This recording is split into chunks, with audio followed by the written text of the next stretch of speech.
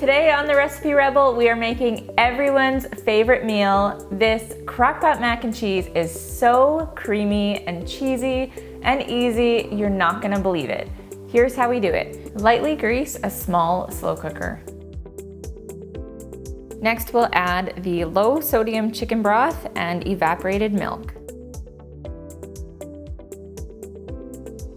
Next, we'll add our seasonings. We are using salt, black pepper, ground mustard, and a little bit of sriracha or hot sauce. This isn't gonna make it spicy, it's just gonna cut through that richness a little bit. Lastly, we'll add our butter. This is just going to ensure that our noodles don't get all stuck together as they cook.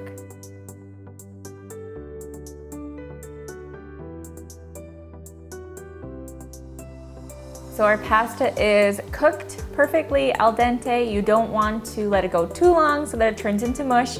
It still has to have a little bit of time for the cheese to melt. So we're gonna open it up. We're going to stir in a little bit of cream cheese, which will help to thicken the sauce, and then a whole whack of cheese.